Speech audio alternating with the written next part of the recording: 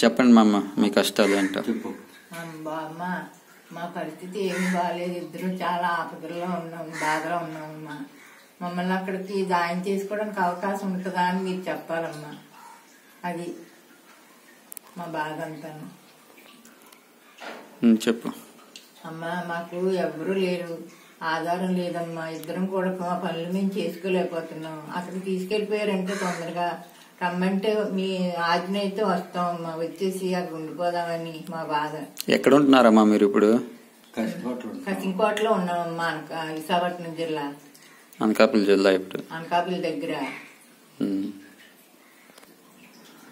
నమస్తే అమ్మ మంజుల గారు. ఈ మా అమ్మాలు నాకు ఒకసారి గుడిలో పరిచయం అయ్యారు.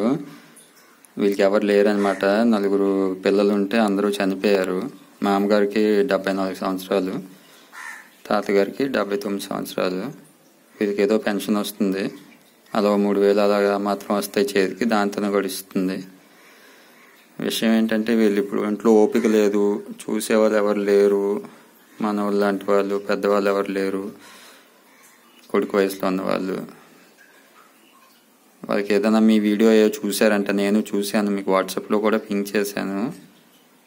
ఏమైనా వీళ్ళు ఏదైనా ఆశ్రమాన్ని గట్ట వెళ్ళిపోదామని వీళ్ళకి చింతన పడుతున్నారు. ఏమైనా మీ ఆశ్రమాల్లో ఏమైనా అవకాశం ఉంటే కొంచెం ఈ వీడియో చూస్తే మీరు కొంచెం రెస్పాండ్ అవ్వగలరని కోరుతున్నాం. అంతే అమ్మా.